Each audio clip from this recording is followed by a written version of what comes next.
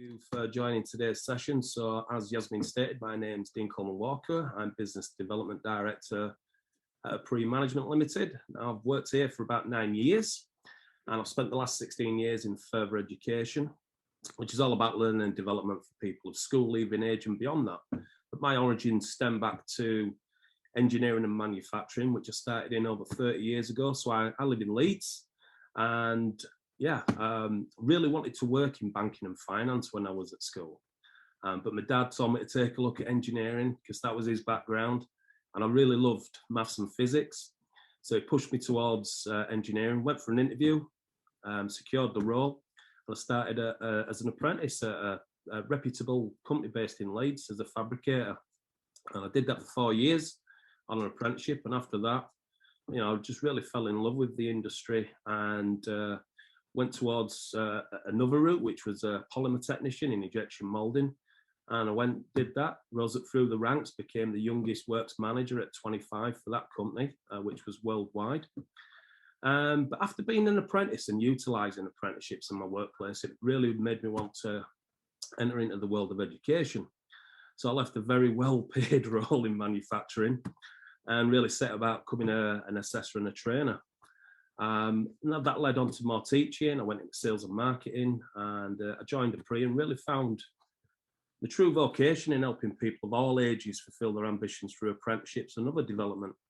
And I became a director a couple of years ago, and the rest is history. And we're making it as we go along. But today's topic, quite relevant to me as I am one of Generation X. Thanks for that, Dean. And by the way, guys, for everybody watching, you can head to Appris stand at the Made Futures exhibition, and the same for Birmingham City University. They also have a stand at the exhibition, so make sure you take a look at both of them. So Dean, let's get straight into the questions. So Appris is based in Yorkshire and specialises in supplying apprentices to the manufacturing and engineering industry. So can you tell us a bit more about Appris and what opportunities are available for Generation X or people just looking to upskill or learn a new skill? Yeah, no worries. So I've got no slides. I'm not like Craig. I'm not that slick.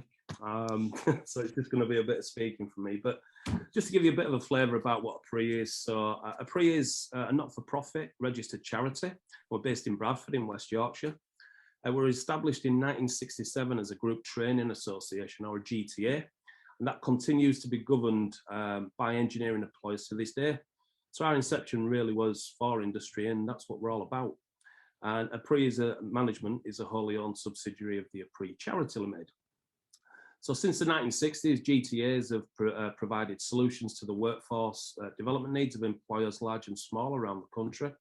And that's been in delivering high quality technical training and achieving success rates consistently above the national average, thereby creating real opportunities for many thousands of young people and adults to pursue worthwhile careers in industries critical to the UK's economy's growth.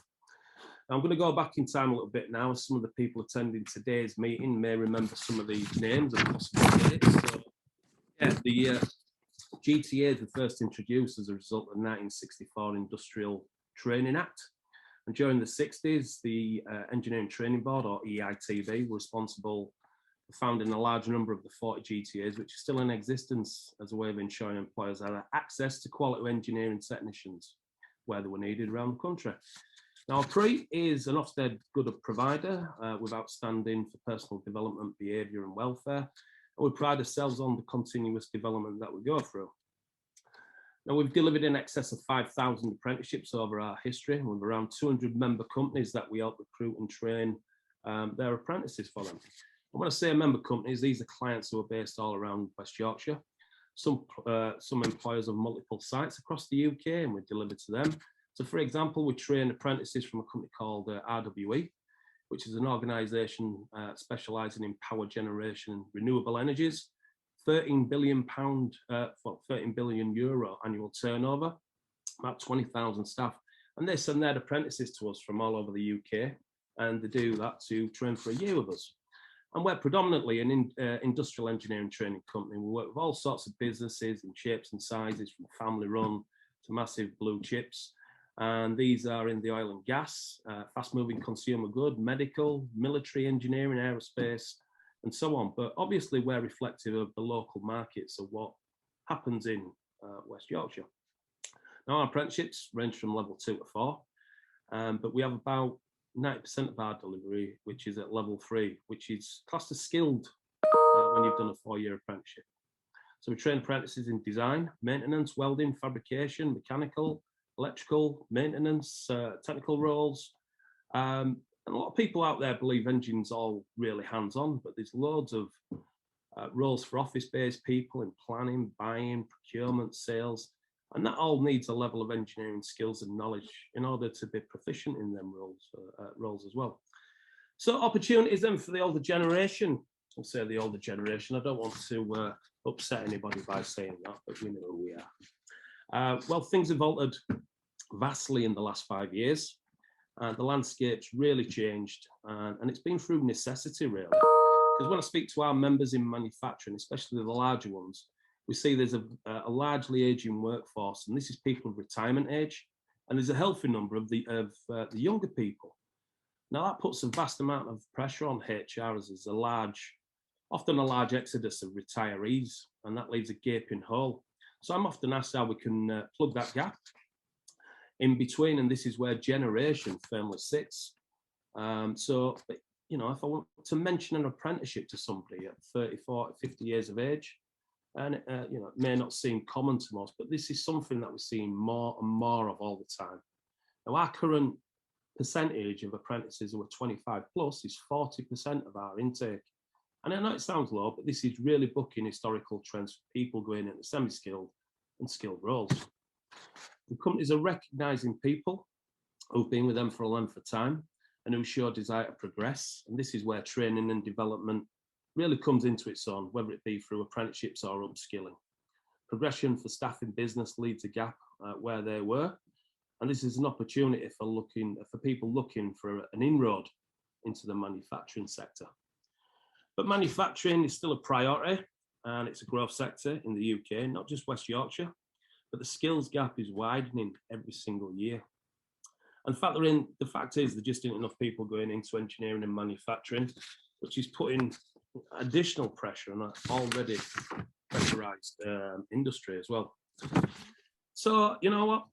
Companies will look at younger people to introduce them into their ways of working, and they like the blank canvas, for the want of a better term. But older people have positives, and that can sometimes outweigh the younger applicant. Now, these can be anything from vast experience in related roles, transferable skills from other industries. We sometimes see when construction industries hit hard, in recessions, you know, workers migrate into manufacturing as the skill sets and traits are often similar.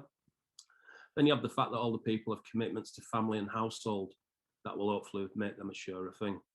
Now, obviously, my specialism is in apprenticeships and mainly start a career in most aspects. But don't forget, apprenticeships are available to people of any age. The thing that's a worry, though, is that salaries are often more often than not, significantly less than what older people are used to. But you've got to say to yourself, this is short term and it will increase. Because sometimes when you're put in a situation, you have to seem to go backwards in order to go forwards.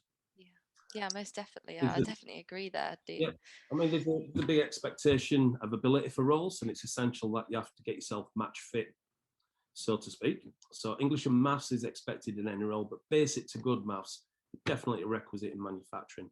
And colleges and online learning can definitely benefit and accent your current abilities, and that's only going to amplify your chances at getting a job. So there's things that you can do. My advice is not just to look on job sites. There's actually one called Find an Apprenticeship. You'll be able to type in your location, keyword searches, that'll show you real-time positions, and you can set alerts for job vacancies. But also, I must say, you've got to look at your whole work history and anything you've done and show that's part of your development. Show employers you're proud of your achievements in life. And it doesn't always have to be work-related. You know, sometimes it's the things in life like family, grandkids, etc., that make us strive to be better for ourselves. And employers like to see that and focus and passion is still relative at any age when seeking employment. You know, and it's never too late to learn. But you know what? If you've got a lot of years experience, there's even roles out there as assessors, so you can, you can pay it forward and work with people that are learning to develop as well. And if you've got occupational specialties, certainly look at some of the training providers, because they're looking for decent people in order to do that. Yeah, definitely. And I think one of the things, for Generation X, or, people just looking to upskill, is that there may be, other things going on in their life. So have you found that manufacturers in the Yorkshire area which you supply your students to sort of have flexible work patterns? And if so, can you sort of give us an example of this, of some of the flexible work patterns that they introduce into their businesses for people who have, other things going on within their working lives? Yeah, I mean, it's really hard to have a flexible working pattern sometimes when you're studying as an apprentice.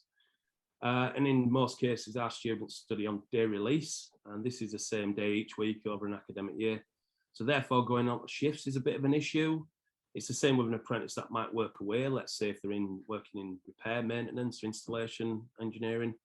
It's hard for them to be working in London, let's say on a Monday, with the intention of working there all week and having to come back because they have to be in our training centre. But employers understand this and make allowances and expectations. And we offer stuff, programs such as full-time study in the first year, and that gets all the off-the-job qualifications done and out of the way. So there is a variety. Yeah. Okay, perfect. Has the pandemic, do you think, changed flexible work in any way in your experience at Appris? Pandemic's changed a lot of things. It has. It has. But yeah, I think it's shaped and distorted businesses' operating models. Some companies, it's meant more flexible working has been mandatory, and this is because of social distancing, numbers of people on shift, for example. You can't have a crowded workplace. And for some businesses, it's meant an increase in productivity. This has meant staff working longer hours, and again, that comes with its own issues as well at that point. But our students were allowed to work from home, even if furloughed. As a rule state, they could still train as it wasn't actually manufacturing specific products. And we've seen phased returns to the workplace that have been agreed inclusively in most aspects. And the employers that we work with, they're very respectful of the staff, and it's a bit of a parliament to agree on best working practices in this pandemic. And it's hit hard, and it's really changed our processes on thoughts on what the future's going to bring and how we attack it in the workplace. But luckily, our apprentices in West Yorkshire have been very lucky on that side of it. We've only seen a small number of redundancies, but in these cases, we've managed to redeploy people. So there's been slight shifts and disruption, but by and large, people just get on with it. And it's been really a case of the fortunate helping the unfortunate around here. Yeah. Which has been good. Yeah, definitely. And it's a really comforting thing to know, actually. So thank you for that. So just finally then Dean, what in terms of training in the digital age, what training does Appris offer to upskill within a digital basis? Yeah, I mean, it's part and parcel really for engineering, because apprenticeship wise for us, we offer a whole host of digital training, and that's embedded as part of the apprenticeship program. We cover things such as computer aided design, programmable logic control, robotics, CNC programming. But IT skills are really imperative in this industry, and they're used in their day-to-day lives and for studying as well. But the one thing that's a bit disappointing was the removal of IT functional skills from apprenticeships.